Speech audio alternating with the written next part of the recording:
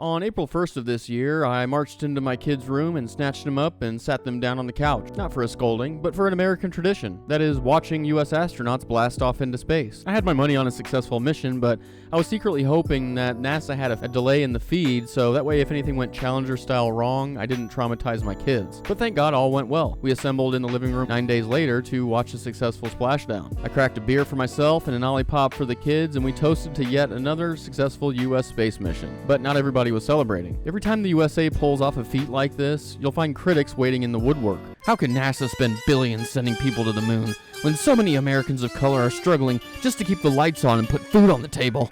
It's an argument as old as the Apollo missions. In 1970, jazz poet and spoken word pioneer Gil Scott-Heron dropped the poem called Whitey on the Moon on his debut album, Small Talk at 125th and Lenox. Since then, the piece resurfaces every time American space travel hits the headlines. Doesn't matter if it's NASA, SpaceX, or Jeff Bezos' Blue Origin flights. Sure enough, as soon as the crew suited up for Artemis II, the decades-old poem made its rounds online once again. Never mind that Victor Glover, the pilot, is black, or that Christina Koch became the first woman and Jeremy Hansen is the first non-American to take a spin around the moon. But does this social critique have any real relevance in 2026? Or is Whitey on the Moon just warmed over, stale political propaganda? Thanks for stopping by NPC Overrider, where we challenge mainstream source code to develop independent thought, one user story at a time. Grab some freeze-dried snacks, and let's check out the latest programming. The poem itself. Here it is in full with no edits, so you get the full context. Poem said, a rat done bit my sister Nell with Whitey on the moon, and her face and arms began to swell, and Whitey's on the moon. I can't pay no doctor bills, but Whitey's on the moon. 10 years from now, I'll be paying still while Whitey's on the moon. You know the man just upped my rent last night? Because Whitey's on the moon. No hot water, no toilets, and no lights, but Whitey's on the moon. I wonder why he's upping me. Because Whitey's on the moon? I was already giving him $50 a week, and now Whitey's on the moon. Taxes taking my whole damn check. The junkies make me a nervous wreck. The price of food is going up. And as if all that crap wasn't enough, a rat done bit my sister Nell with Whitey on the moon. Her face and arms began to swell, and Whitey's on the moon. Was all that money I made last year for Whitey on the moon? How come I ain't got no money here? Whitey's on the moon. You know, I just about had my fill of Whitey on the moon. I think I'll send these doctor bills, airmail special, to Whitey on the moon. As protest poetry, these words hit hard, but is it a complete and fair analysis of America's problems? The original debate. To a lot of people, the jazz poet was right. The Apollo missions weren't cheap, about $25 billion, 60s and 70s money, which is about $300 billion today. The Vietnam War was soaking up tons of U.S. tax dollars and American lives, both white and black and otherwise. Cities burned with race riots, and the war on poverty wasn't going awesome. How can you high-five a lunar flyby while ignoring medical debt, housing costs, and basic infrastructure failures? These weren't baseless claims to those living at that time. But let's take a look beneath the surface. Yeah, but... the problem with this argument is that it presents a false dichotomy. It's not a matter of either going to the moon or ending hunger, and the Apollo missions weren't exactly soaking up the federal budget. These missions accounted for about 4% of federal spending at the time, while 35 to 40% of the budget went to Social Security, Medicare, Medicaid, and other social support services. Today that figure's at about 60%, yet homelessness is worse than ever. 21% of U.S. adults are illiterate, and get this, only 12.2% of Chicago public school third graders can read at their grade level. Violence is out of control across the board, and we're at risk of population collapse thanks to an overall broken culture that's telling young people the nuclear family is racist. Benefits from the space program.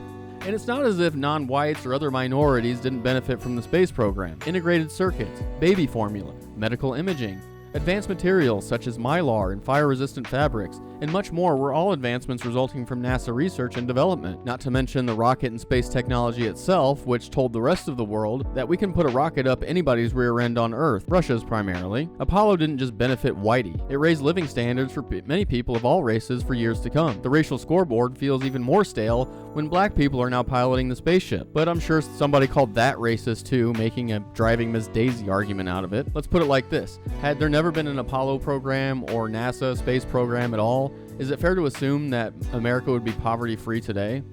Glover's take in the poem's resurgence. But perhaps the controversial poem still has its use cases. Artemis II's black pilot, Victor Glover, is not only aware of Whitey on the Moon, but also listens to it every Monday on his drive to work. But he doesn't hate NASA or Whitey, he plays it for perspective. During Apollo, not everybody celebrated as they dealt with many more earthly problems like mounting bills, potholes, be they black or white. But as Glover told reporters, he wants us to view the Artemis II mission as a human story, not a racial one. The poem does have emotional truth. I didn't grow up in that time, and nor am I black, so I'm not going to pretend that it doesn't. But I think Scott Heron's words are mostly used for political propaganda anymore. Beware of selective outrage. Whatever truth lies in that poem has mostly been turned into a political bludgeon at this point. Why? Because we only see these arguments when America aspires to do something great. Where were the protests outside the Department of Education while they spent 4% of federal spending in 2024, while 21% of adults can't read? Where's the criticism for Chicago Public School CEO Macquillan King, raking in $380,000 a year while inner-city kids struggle to learn, or even survive the walk to school? Where's the outcry for people like internet prostitute Sophie Rain spending over $193,000 over 3 days at the Coachella Music Festival while homeless people rot in California streets? Where are the scathing articles about spending money in Ukraine, funding for illegal immigrants, and Minnesota's Somali fraud, while Americans, many of them non-white, go homeless and hungry following natural disasters in places like North Carolina? Or unnatural disasters like the chemical spill in East Palestine, Ohio? Where was the outrage for the countless non-white children being trafficked by cartels taking advantage of Biden's open border, or the babies floating in the Rio Grande? It's because these cultural critics for Apollo or Artemis or the space program in general don't give two rips about black people, women, or any other minorities for that matter. It's just rhetoric to keep Americans from rooting for the home team. Now that the space crew is diversified with the black pilot, activists are shifting from racism to colonialism, as this Canadian writer did. The moon once belonged to everyone. Soon it will belong to the rich. We're already talking about American astronauts building moon bases on stolen moon dust. Hilarious, but scary. These Marxists don't really care about Whitey being on the moon. It's Americans they want to keep from reaching the stars.